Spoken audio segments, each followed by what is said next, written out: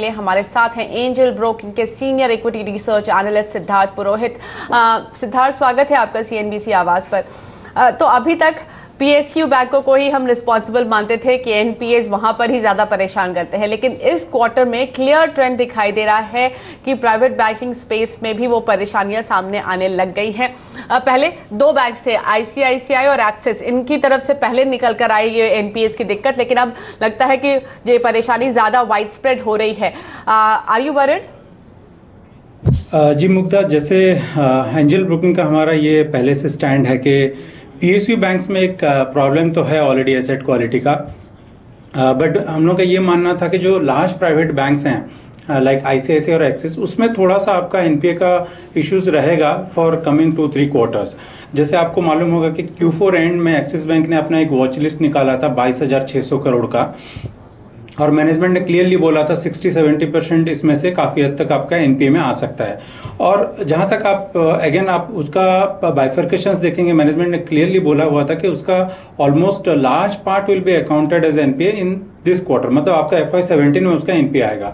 सो ये काफ़ी हद तक जो एनपीए क्वार्टर में इंक्रीज हुआ है, ये ज़्यादातर उसके वॉच लिस्ट में से आया है। जैसे आपको मैं पहले बताया 22,600 करोड़ का था, उसमें से लगभग 2,200 करोड़ का एनपीए अभी ये क्वार्टर में फॉल हुआ है। सो आप अगर रेस्ट ऑफ द अकाउंट्स देखेंगे तो लगभग 700 करोड़ का जो नॉन कॉर्पोरेट अकाउंट से आपका एनपीए आया है।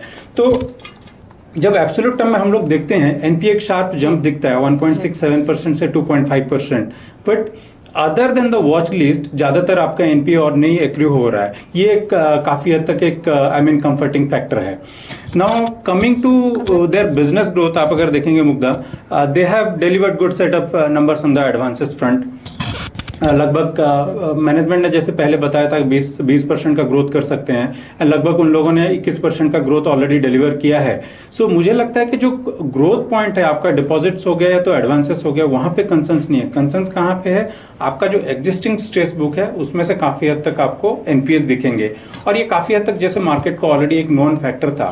सो मुझे लगता है कि जहां तक एक नतीजे ये क्वार्टर का आपका थोड़ा डिसअपॉइंटिंग हुआ है, आप अगर देखेंगे ब्रॉडर पैरामीटर्स में उनका जो कोर बिजनेस है it is still intact, and मुझे लगता है कि आगे 1-2 क्वार्टर में एनपीए अगर एक बार रिकॉग्निशन में आ जाता है तो बैलेंस शीट काफी हद तक इनका एक स्ट्रांग पोजीशंस में आ जाता है।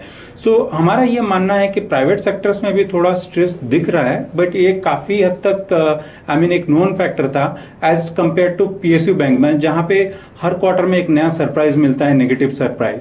तो हमें लगता है कि प्राइवेट बैंक्स में ऐसा बहुत ज्यादा पॉइंट ऑफ वरी नहीं है फिलहाल के लिए। जी बिल्कुल, प्राइवेट बैंक्स के लिए यही अच्छा होता है कि वो क्लैरिटी पहले ही दे देते हैं और साथ ही they are lot more proactive in handling their NPS. लेकिन इन सब के बावजूद इस वक्त आपको कहाँ लगता है परेशानी ज्यादा है PSU bank private banking space में, और इस वक्त आपकी टॉप पिक्स क्या है प्राइवेट बैंकिंग स्पेस पे? जी मुग्धा, हमारा स्टार्टिंग से ही एचडीएफसी बैंक एक टॉप पिक्स में रहा है, और आप अगर लास्ट मल्टीपल क्वार्टर्स में देखें तो उनका एसेट क्वालिटी जो है वो काफ़ी हद तक स्टेबल रहा है। फॉर ए चेंज ये क्वार्टर में थोड़ा आपको एक प्रेशर दिखा एसेट क्वालिटी में, जहां पे gross NPA almost 10 basis point का इंप्रूवमेंट डिक्लाइन हुआ। बट आप अगर ओवरऑल मैक्रो इंडस्ट्री का देखेंगे, मैक्रो का सिचुएशन, तो ये बहुत ज़्यादा कंसर्न्स नहीं है। And despite this asset quality उनका 20% annual profit growth continuous basis पे आता रहा है। तो मुझे लगता है कि एचडीएफसी बैंक जो है अभी भी सेफ बेट है, और मुझे लगता है कि उसके बाद अगर ऑर्डर पैकिंग में देखेंगे तो शायद एक्सिस बैंक। और आप अगर थर्ड रैंक में जाएंगे, जैसे आईसीआईसीआई बैंक में भी सेम कॉर्पोरेट लोन्स का काफी हद तक प्रॉब्लम है, बट इनका जो प्रॉब्लमेटिक पार्ट है that is already known to investor community. और तो मुझे लगता है कि अगर अभी भी निवेशक चाहते हैं तो मुझे लगता है कि अभी भी प्राइवेट बैंक्स में ज्यादा स्कोप है अगर 2-3 साल का व्यू देखते हैं, बिकॉज एक क्लैरिटी ऑफ अर्निंग्स है कंपेयर टू पीएसयू बैंक्स। तो हमें ये लगता है कि अभी भी HDFC banks and axis bank में पोटेंशियल है।